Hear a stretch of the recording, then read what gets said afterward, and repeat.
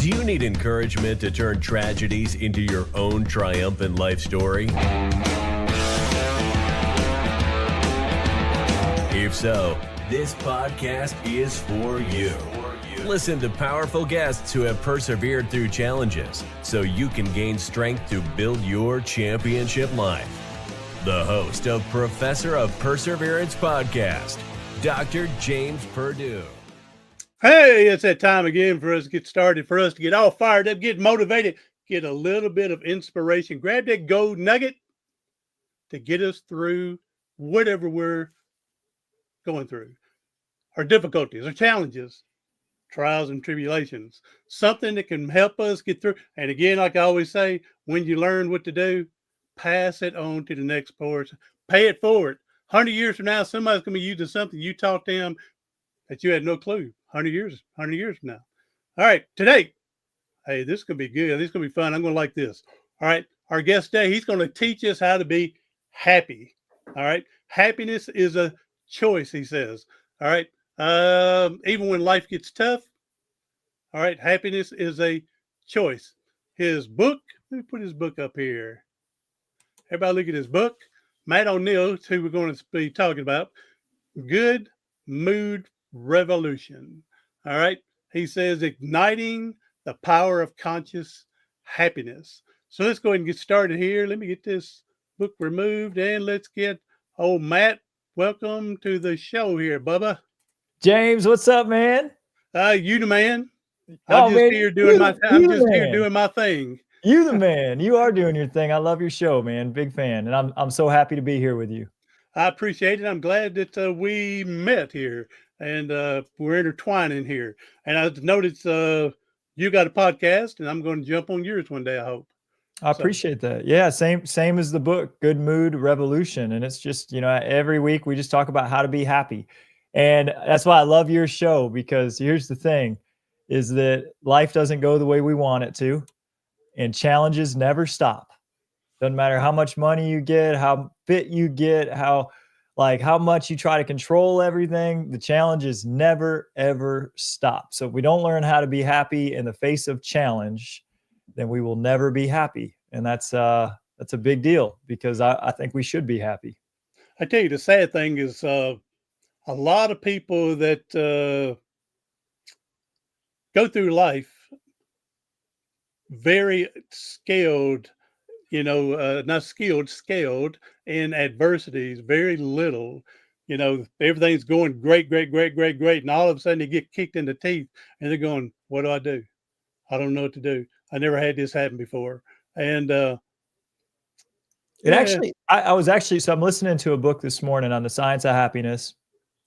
And surprisingly, the people who were kicked in the teeth at an early age and multiple traumas are happier in adult life than people who never had to face adversity as a youngster or in their teens or in their 20s. So the more early adversity that we face, the higher potential of adult happiness we have. And the reason behind it is that we kind of learn how to deal with adversity. And so we know that adversity is kind of part of life, and that our happiness is our own attitude, and we're the ones who determine our attitude. And so we can take the coming adversity, which is just like part of life. We're going to get older. People we know are going to get sick. Challenges with money are going to show up. Things with our career are going to go wrong. Relationship problems will show up. Like, all this stuff happens. But the ones who've been through that kind of stuff before, and I certainly had a lot of adversity when I was a child, we kind of got it out of our system, and we figured out how to persevere in spite of it. I'm telling you that I don't know what statistics what you said, but I believe that the sooner we can learn that life is not just a big old bowl of cherries and we go through it, and then we find out the cherry's gone rotten. Okay, that if we can experience just the little ones when we're little, and we learn that we can beat that and get through it, and life still goes on. Yeah, the earlier, then when the big stuff hits us when we're older, we've already got that mindset in place to go for it. Or big stuff hits us when we're little. That is very true. Yeah, I hate it when I see these, on TV, and they show these children going through cancer at 3 or 4 or 5 years old, and I just hate that. Hear that, but I was on the board of Make-A-Wish South Carolina for 6 okay, years, yeah, and met with families and children. Met with kids and their moms, and the moms living in the hospital for years, and the kids with the tubes all over their bodies for years, and I had a chance to just sit with them, and the reason that I was so interested in being part of that organization, Make-A-Wish, is that even though these little kids were struggling, we got to come in and make any wish that they had in their life come true. And here's the crazy thing, is that the wishes actually help them heal. It was pre-wish, they're dealing with this terrible thing, this disease, and the whole family's kind of putting everything on hold because it's scary. And then when the wish granters come in, and I was a wish granter, we come in and we say, you could be anything. All of a sudden, these kids start to have hope of a brighter future, that maybe tomorrow could be better than today. And then that hope, that excitement that it could be. And then we come and we say, hey, your wish is coming true. You're going to go to Disney, or you're going to meet that celebrity, or you get to go to the Oscars, or whatever their wish is. And I've seen some amazing wishes. And then they get so excited that it's going to come true. And then they're like looking forward to something for the first time since their diagnosis. And then when they have the wish experience, it's amazing. It's so much full of joy. And then after the wish experience, it doesn't leave them. They recognized that the same thing where they had hope for that wish experience, they could also have hope for new experiences in their future. Another book I was reading about the science of happiness also this morning, it was talking about stress. And there's stress is good for us, except for when it's not. Yeah. So this is the book called Heal by Dr. Jeffrey Rittiger. He has studied people who have healed themselves from incurable diseases. So incurable cancers, incurable autoimmune diseases. His study is people have cured themselves spontaneously from things doctors said you shouldn't have lived through. And he studied the people who actually were cured. And there's no medical explanation. Well, he wanted to figure out what's the explanation. One of the 5 aspects of healing he discovered was how they frame stress. I was in a really tough adversity, and we were losing $80,000 a month in my company. And it was hard. But I didn't want to fire anybody because I have a lot of people that work with me and who have for years. And every month we're losing another 80,000. And my wife and I are like, man, if this continues, we're going to lose our house. And we've got 4 kids. And we're like, we're going to be on the streets. And so we're like trying to figure it out. We're figuring out, hey, what costs can we cut? And we pictured our business like this tree. And we said, could we trim the branches? So we trimmed the branches. We cut the things that we felt like were the easiest things to cut. And then that wasn't enough. We're still losing money like tens of thousands of dollars is just coming out of our bank account every single month. And I'm like, well, we got to cut the branches, but don't cut the trunk. And so we cut the branches. It's like the giving tree. All that's left is the trunk. And then I'm like, we got to chop the trunk. So I ended up having to let people go that have worked with me for years. And it's just awful. It's just this awful situation. And then we get served with a lawsuit, and we're still losing money, and we get served with a class action lawsuit, and we're named in it. And the lawsuit, we're looking at it, and it says we're going to, by order of this lawsuit, we own a real estate brokerage, and this was a big class action lawsuit last year. It said by order of this lawsuit, we're going to cut the income that you have in half. And I'm like, well, we don't have income. We're already negative 80,000 a month. So we'll just be negative 160,000 a month, I guess. And that stress was huge. And at the same time, I was in the cancer center, not for myself, but for my stepfather every week for a year, going through his cancer treatments. And the day we get served with the lawsuit is 2 weeks after he passed. And the stress was huge. And I wasn't thinking of this stress in a powerful way. I was wishing for the days when Opa didn't have cancer. I was wishing for the days when our business was working and things were great and we were making money and we could pay people and we could work with people we liked. I was holding on to a past that was never coming back. And I saw this doctor, Dr. Ryan Smith. He gave a talk, and his talk was about stress. And he said, there is a positive correlation between the amount of stress you have. So the more stress you have, the happier you are. If one thing is present. Okay. Hope. He said, if you have hope that the future will be bright, the more stress you have, the higher your life satisfaction. And he used a really simple example. He said, before you had a child, if you have a child, before you had a child, life was a lot less stressful. And then you have a baby and life is a lot more stressful. But that stress is kind of hopeful because you're thinking this kid is going to be a big piece of your life, and you see their future and you see your future. And then if you have another child, life gets even more stressful, but it gets even more beautiful. And for my wife and I, we have 4 children. Each child, so much more stress and so much more fulfillment. So what was the difference between what I was doing as we were losing money and losing our grandfather and father is I didn't have hope that the future was going to be bright. Yeah. I was clinging to a past, saying the past is better than the future will be. That's the opposite of hope. And I was falling into a depression over it. I was thinking the future won't be bright, it's going to be bad. And as soon as this doctor said, stress is good as long as you have hope of a brighter future, I made a decision. I made a decision that my future was going to be brighter than my past. And it was just that was it. I said, hey, I have hope that my future will actually be brighter than my past. No, Opa's not coming back. No, the way we were doing business, it's not coming back. But it doesn't mean I can't do some other kind of business. It doesn't mean I can't, I created that business. I could go create a new one. So I did. I became a happiness coach. I said, I've written a book about how to be happy. I've got a podcast about how to be happy. But here I am being a depressed happiness expert. There you go. But man, maybe what I could do is I could actually turn this into a business rather than just a passion. And so I created a new business and started coaching people on how to be happier. And then all of a sudden I'm like, well, man, what else could I do? I said, well, my health could be better than it's ever been. So I hired a fitness coach, and this fitness coach had me working out 6 days a week. And all of a sudden I started to have this hope that my physical health was going to be stronger than it ever was. And I said, you know what else?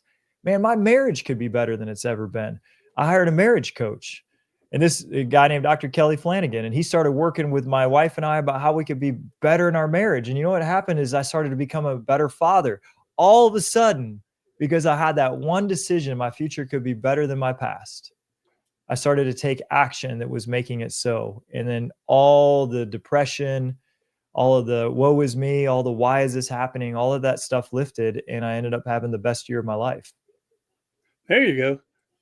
I got a friend, Bird Baggett. Hey, Bird, if you're listening later on, he does a thing on with hope and everything. And he says, you can go, I don't know exact numbers, but 30 something days without eating food, just a couple of days without drinking water. He said, but you can only go 5 seconds, without hope.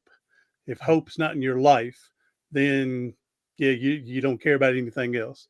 And so, he his big thing is with hope.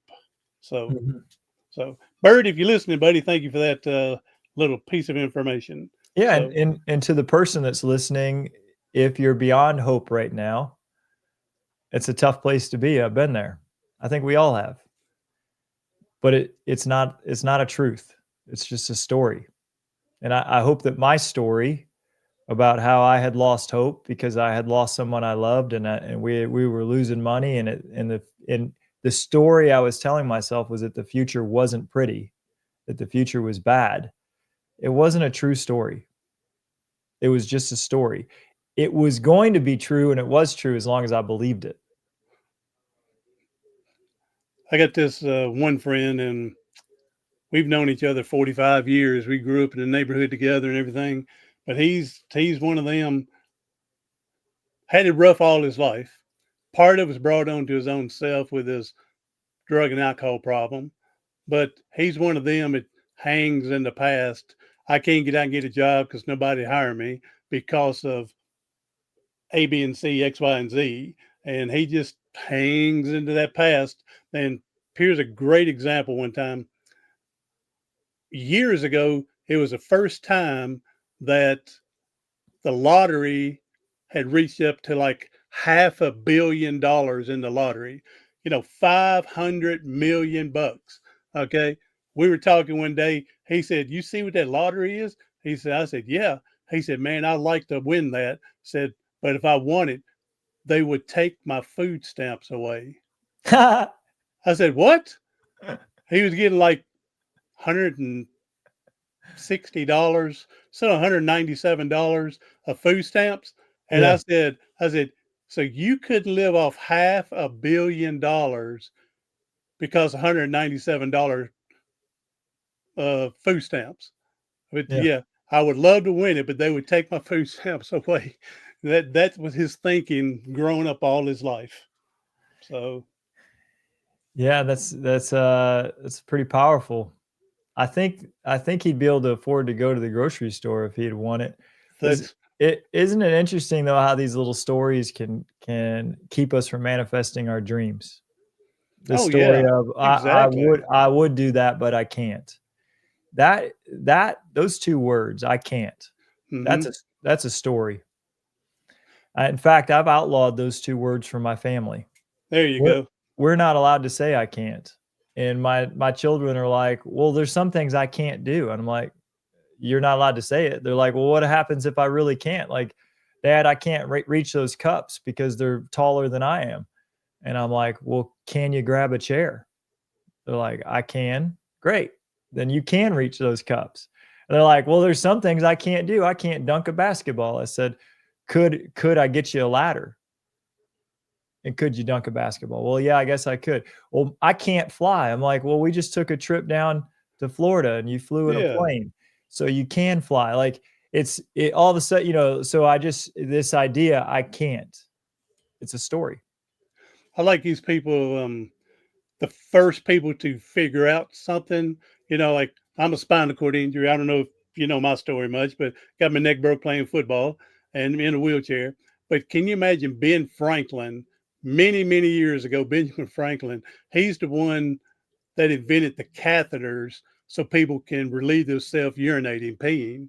Can you imagine all these people died before because the urine poison couldn't get out of their body? And all of a sudden he's going, I believe you take your straw and stick it up this guy's penis. I believe we can get that urine out, you know. And then the first time they did it, they're all excited. And of course, then antibiotics come and things like that later on. But uh, it blows my mind for the people to think that way, to come up with whatever, what's coming in the future that no one's ever thought of. It just blows my mind on that. Yeah, My other yeah. example is, I don't know the name of this coffee, but it's like $500 for a cup because it's so special. And it's actually elephants and monkeys eat this coffee bean, and then it goes through their digestive system, and then they crap it out. And can you imagine the first person looking in that crap going, I bet you those beans right there are going to taste good in coffee, making coffee. I mean, can you imagine it? Had to been somebody that many, many years ago, monkey or something was on a tree, took a dump, and it landed in puddle of water and way back then, and then here they're drinking water, to live, and then all of a sudden they're going, "Well, it tastes a little different than I regular water." I don't want to try that coffee. Well, that it's $500 a cup. It's I don't care how so much it tastes. It yeah, sounds it's crappy. not for me. Yeah, there you go. It sounds crappy. It tastes crappy. No, it's 500. But yeah, but for the guy that goes, I bet that shit's gonna taste pretty good. And You know, this is what Dr. Jeffrey Rittiger is saying in his book Cured. He said, so many things were considered a miracle 200 years ago that now are just we just take them for granted. Yep. I was thinking of that the other day. And he said the people that are curing themselves from incurable diseases, they call it a miracle. He said it's not a miracle. We just haven't figured out what they're doing yet. And as soon as we figure out what they're doing, then it's going, he says today's miracles are tomorrow's new normal. Mm-hmm. And I just love this idea that we literally can do anything that we put our minds to. And it may not, people take me literally on this. In my book, I've got a chapter about how we can manifest the life of our dreams. And I say, you literally can do anything you put your mind to. And my editor was saying, I don't think you can. And I said, well, I know you can. And he said, I can't play for the NBA and dunk a basketball. And I said, well, my buddy Kimbo, he loves the Clemson Tigers, and he didn't make the football team to play football for the Clemson Tigers, but he started to sponsor them as the IPTAY. I pay 10 a week is what that stands for, and he became a big booster of theirs. Well, after 30 years of being a booster, they offered him a chance to go catch balls on the field of practice one day. There you go. And he went out there and put on a helmet and shoulder pads and caught balls from Deshaun Watson.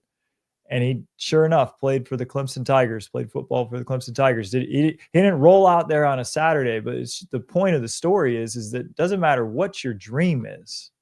There is some version of that dream. I don't think God puts a dream in our heart that we can't accomplish in some way.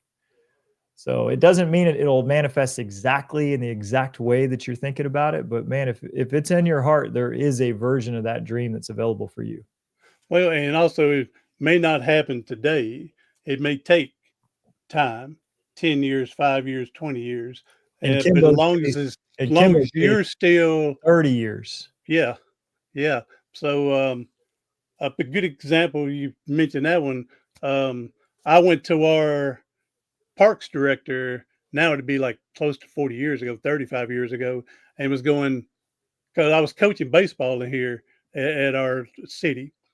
And then I started thinking one day, these parks need to be, because everybody had to push me around to get me in my wheelchair on and off the field to the place and there. And I said, they've got to have these things more accessible. Said, what if grandparents that are disabled want to come watch their grandkids play? What if there's a sibling that's disabled and wants to go watch brother or sister play? And it's got to be easy. So I went to our parks director and talked to him and talked to the mayor in where I live in the city, and talked to him. We've got, these need to be more accessible. Plus, we need to get a field so they can actually play. About 30 years later, and this has now been 4 or 5 years ago, we built a miracle field, $2 million worth. The playgrounds is called all inclusive, but a normal kid can play on it and disabled children can play on it. The baseball park is for the wheelchairs to roll on easy. Someone with crutches going around, or again, our normal kid can play on it with them. And so 30 years later, it finally came. That's beautiful, man. Way to make a difference in the world. So, well, I don't know about the world, but I try to make my part of the world anyway. So you're making a difference every week on this podcast. So, well, I appreciate that. But like to think we're doing something. So, and you mentioned earlier, where we get kicked in the teeth and we lose that hope. Well, the one reason I started this podcast is it's probably been 18 years ago now. I attempted suicide 3 times in 3 days. That's how bad I wanted out. And the last time they found me in my van in the garage, sucking carbon monoxide and laying passed out on the floor. And I was in the hospital for 7 weeks. And so jokingly, I tell people, when you live through a suicide, they make you see a psychiatrist or psychologist. And so I had to see this guy for a year. And he's the one that told me, because I was a teacher and a coach until all this took place. And he said that, I've got a message. People are going to learn from me, inspiring people. For whatever reason, God didn't take me. So it means there's still something I got to do here. And so from that public speaking, motivational inspiration speaking, doing the YouTube, and now podcasting. And now I feel that my part of my journey is to get your story and other people's stories out. People are tired of hearing me, but it's for me to help get other people's stories out. Yeah, no, it's so true. It's so true.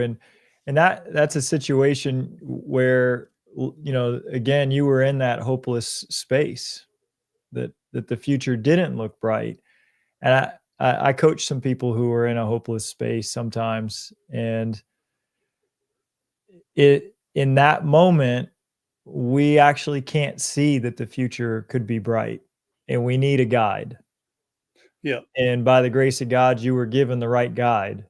And that guide implanted a vision in you that showing you that you could really make a difference in the world. And all of a sudden you started to see like what a difference you could make. And then you took action on it and fulfilled it. And you've made this huge difference in the world. So I appreciate that. I'm I'm one of them. it. Yeah, I'm one of them thinking that if no one ever comes in and listens to us today and whatever, I know at least I'm getting motivation, inspiration, and stuff. Hey, we got oh, here you go. Here's a new one coming in. Victoria. Hey, Victoria. She's a T7 complete. Thank you for sharing. Looking for the bright side of the future. Helping others come to hard times. Love y'all both. Victoria, thank you for coming in. Hey, thank you. And hope you come in more often. We usually do this on Tuesday, Thursdays around 1 o'clock Central Time, usually. So, all right. Well, we love you too. Thank you for listening. That's beautiful. So, all right. And now looking over here, here's something I didn't really think about this until I was reading your stuff. Said you identify there's 8 primary bad moods that we can overcome to make us be in the happy mood. Okay. I mean, I never thought of just 8. To me, it might as well be 1,000 when you're depressed, and you know what I'm saying? And you lose that hope, like you said, might as well be 1,000, but that's just you have 8. That's just one of them. And we've been talking about one of those 8 today, which is hopelessness. And it's got another name. Its name is depression. Mm-hmm. But that's just one of the 8 negative moods. And there's actually worse moods than that. The worst mood, which is the most destructive one, is the emotion of shame. And that's a feeling that I'm not enough. Yeah. I'm not enough. I'm unlovable. Yep. That's what shame says. And when somebody's in deep shame, and shame is the emotion of my family line, typically they're really, really destructive. And hopelessness, we're in risk of hurting ourselves. That's where suicide attempts come from, is because we're depressed and hopeless. That's a better emotion, believe it or not, than shame. Shame says I'm unlovable, I'm not enough, but because it feels so disgusted with itself, it projects that onto the world and tries to do awful things to other people. And it's basically like the monster. Anyone that does just horrible things to other people, it's not because they're awful, it's because they hate themselves so much. And they're doing these awful things out there because they're in so much pain. But when we elevate beyond that, we can elevate actually into hopelessness, and then we stop trying to hurt other people, but we're liable to hurt ourselves. But then it starts to get positive, a little bit more positive. So the first positive emotion from there, it's still a bad mood, is sadness.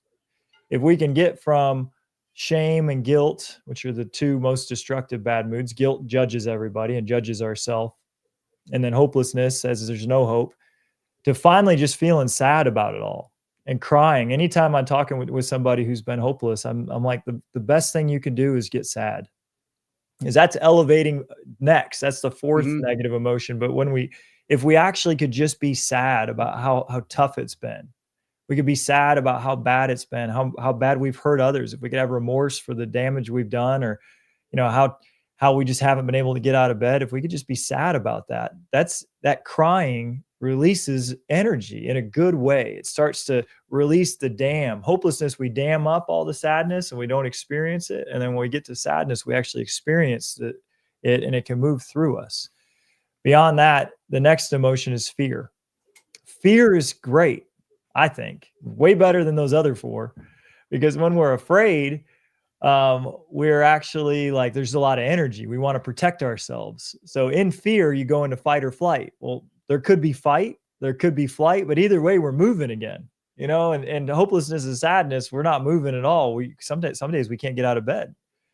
Beyond fear, we move into a really positive emotion, again, a negative mood, but it's desire. And desire is, anytime I'm coaching someone, I'm like, man, if I could just get you to desire, if you could just start to desire a better life, that's what we're aiming for. We want to get up out of these lower five, out of shame, out of guilt, out of hopelessness, out of sadness, out of fear, and into desire. And once we get to desire, we're like, man, I desire this. For like me, I was telling my story from hopelessness to desire. I started to desire a better body. And so I hired a coach. I desired a better marriage. I hired a marriage coach. I desired income. I created a new business about being a happiness coach. That desire had me started to do a bunch of positive things. But ultimately, desire is a trap, because we can desire more and more and more and more, and it's never satiated.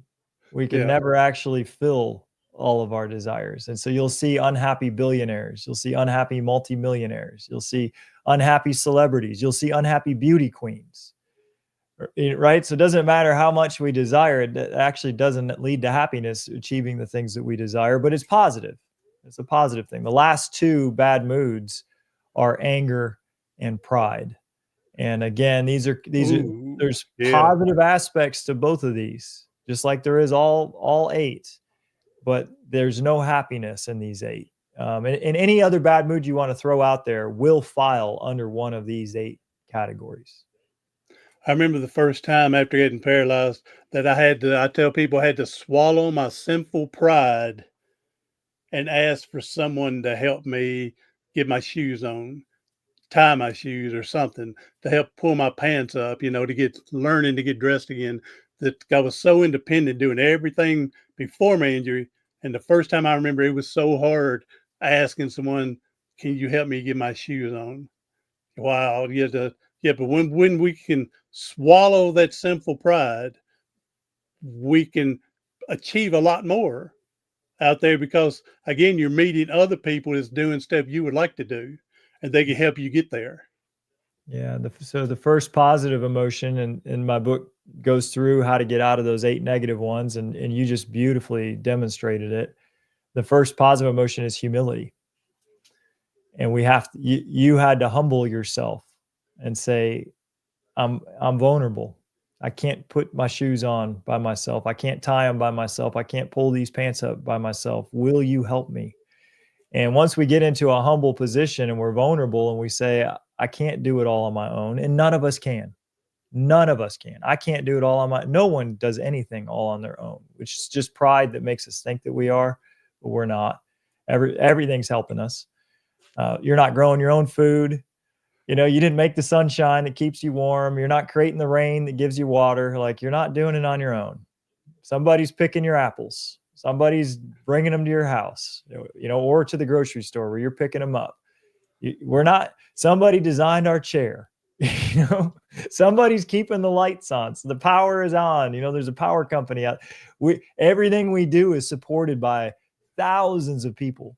So it's prideful to say, I can do all this on my own. It's really beautiful to say in a humble way, I can't do it all on my own. And can you help me? Talking about chairs being designed, my wheelchair was designed specifically for me. So from Quickie, thank you. So I have one other story here that I tell people that I've gotten frustrated because I wasn't driving. I didn't know people like me when I first got hurt could drive, then had to meet and see other people.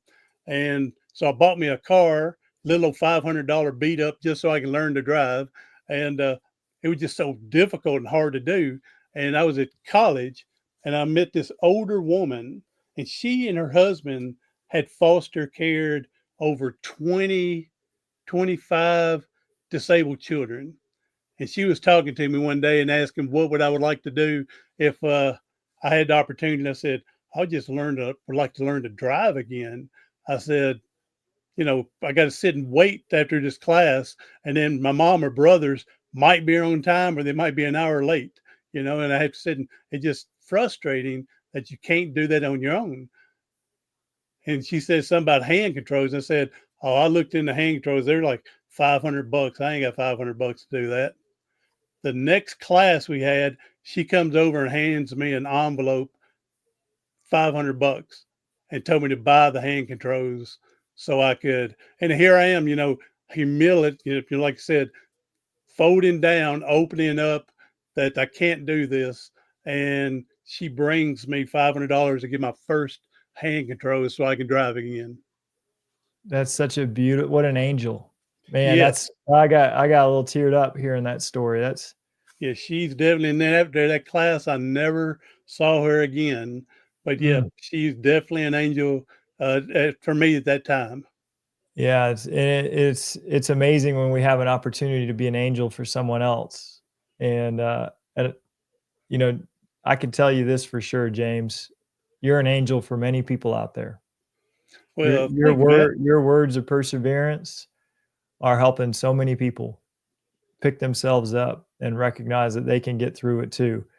But that's just a powerful story you told right there. And you were saying I can't. Yeah, exactly. I can't drive. I can't. $500 for a thing. That there was a way. Yep. So you can share this with your son about the can't dunk and can't get the mugs down, and you can tell the story how I couldn't drive. And you could, and then you did, and then look at the independence and the freedom that it opened up. And somebody had to invent hand controls, too. And imagine, I need to do a research on that just to have the story background on how the first one was invented. So, I remember when I was in school one time after I got my hand controls, one of the instructors says, "James, I saw you driving the other day." They were surprised that I was driving, and I said, "And I'm one of them. I think it's a good humor. Some people don't get it." I said, "Yes," but don't tell anybody. I said, I cut my mom's broom handle, and I was using the broom handle to hit the gas and the brake. I didn't tell her I had hand controls that someone got.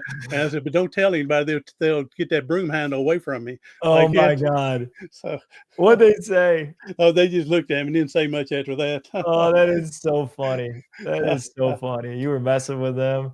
Yeah. Yeah, man. My wife's brother. So it's not my brother-in-law, but it's my wife's brother.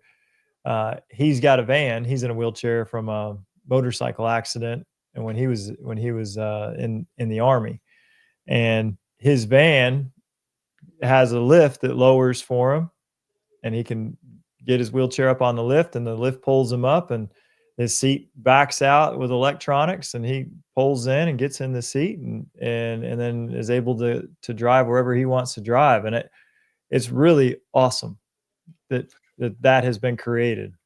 Yeah, I used to transfer into the car and take my chair apart, put it in the back seat and do all that. Then when I attempted suicide, one of the things is I lost the mobility to do all that stuff and was getting frustrated and depressed and hopelessness.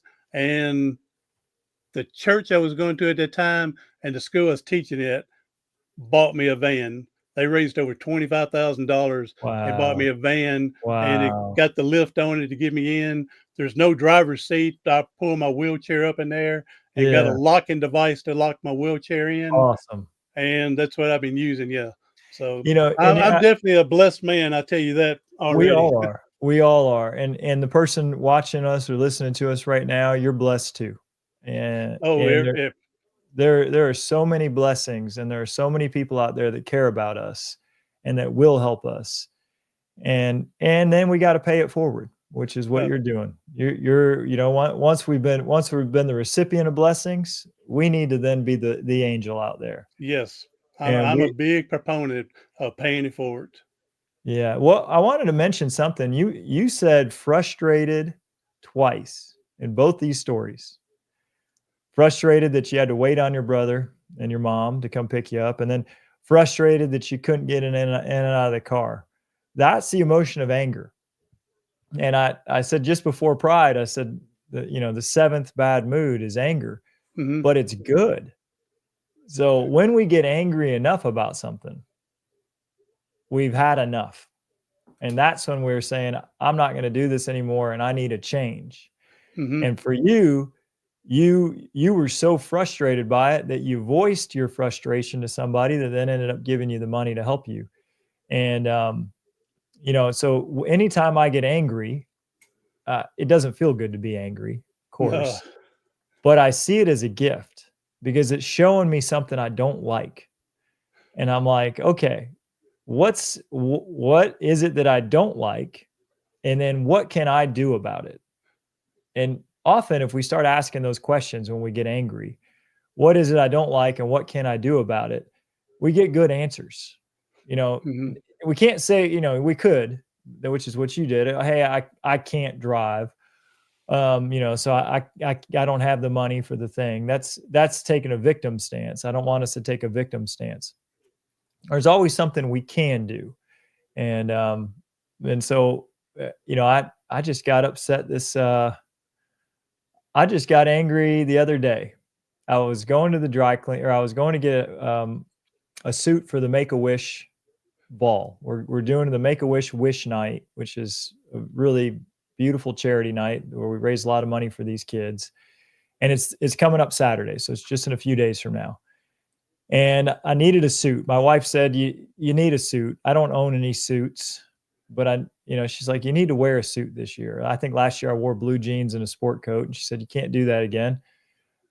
So I went and bought a suit, but it didn't fit, so I took it to the tailor so they could get it to fit. And I go to pick it up, and this is just a couple of days ago. And they said, okay, well, it's going to be $75. And I said, okay, great. And I pull out my card, and they said, we only take cash. And I'm thinking, I haven't had $75 in cash since the 1990s. Oh, I know it. I know it. Where do you even get cash from? At the grocery store when you check out, and I got angry. And so, in that moment, I could have been angry at her, and I was, and angry at the store and their policy. And, but the question when that anger starts to rise, we're angry because we think something should change. Well, I could have been angry and said, you need to change, ma'am. Yeah. You need to change your policies, but it's not my business. It's her business. So when we get angry, typically we'll get angry at someone else, but we have to turn the anger around to ourselves and say, what can I do? I wasn't going to go stand with a pitchfork or a sign protesting their business. Don't come here because they don't have, credit cards like normal companies. That wouldn't be a good thing because that would just be creating hate in the world. Instead, I just looked at myself. I said, what can I do? And I said, well, I don't have cash, but what I can do is I can figure out how to get some and I can come back. The first thing I tried is I said, can I write you a check and put it in the mail? And they said, no. And they pulled my suit back and they said, you can't have this. Yeah. until you come back with $75 in cash. Yeah. They're holding you back saying there's a reason we say cash. Right. So I ended up going to my next appointment, and on my way, there's a bank there, and I pulled through the bank, and there's an ATM machine, and I pulled out $80 in cash from the ATM. And on my way back, I go back in and wait in line again and get to the front of the line, and the same lady's there, and I have my $80. I say, here's my $80. And she said, here's your suit. And I said, thank you, and walked out. And you know what? That's a proper use of the emotion of anger, because I didn't express it towards somebody, which would have gotten me in a worse situation. I didn't use it in a malicious way.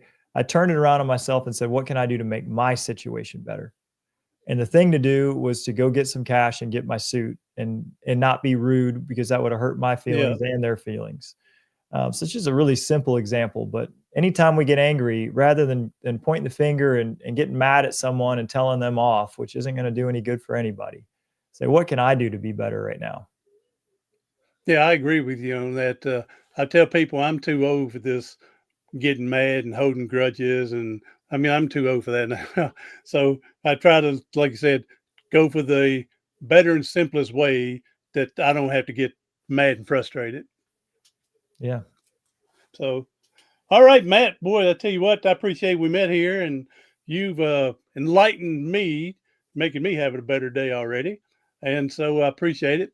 Hey, go ahead and tell people how they can get a hold of you in your with your coaching, how they can get a hold of you for that, or uh, all your social media. Yeah, I'm at Good Mood Matt or at Good Mood Revolution on every place. But the best place to plug into my world is to be happy on a weekly basis with the Good Mood Revolution podcast. It's a YouTube channel and it's on all the podcast platforms. And every Monday we drop a new show with ideas about how to live happier. And they're already listening to your amazing show. And if they're looking for a second podcast to add out there, the Good Mood Revolution is the best way to get in touch. I would second that for them to go and listen to yours. And I told you before we got started that I didn't know you were a podcaster until we talked, and I'm going to go get a sample of it here in a few minutes when we get done. So, thank you, James. Yeah, I appreciate it. All right, but I'll get your social media and other stuff and put it in the show notes and go from there. So, and also don't forget the book, Matt O'Neill. Okay, Good Mood Revolution: Igniting the Power of Conscious Happiness. I like the match you got at the bottom with the flame. I like that. There's a lot going on with that flame. I hear you. It's the spark and it's the light, and that's our truth. Darkness doesn't even exist in the light. That's right. That's right. So, all right, Matt, appreciate it again. Hey, there's people hurting and struggling. If you can leave us with a positive message to help them get through today, that'd be a big blessing. Yeah, the positive message is to keep listening to the Professor of Perseverance. That, James, you are a light in the world. And Jesus actually said, you are the light of the world. He said, I am the light of the world as well. I want the person listening to know that they too are the light of the world. And if we can just remember that we are the light, we can live in that and we could spread it to everyone that we're around. Amen. Yes, sir. Spread that light, spread that inspiration, motivation, get everybody on a good note. So, all right, Matt, I appreciate it. Thank you again. And I'm going to find a way to get on your podcast somehow. I'm going to sneak my way in somehow with you. So, and go from there. But everybody else, be sure to share it with someone that they may be struggling with something. They can use a little pick me up. And don't forget to grab that book and everything. All right, I'm Dr. James Purdue, the Professor of Perseverance. Do something today, tomorrow, something next week that's going to help you persevere past your paralysis.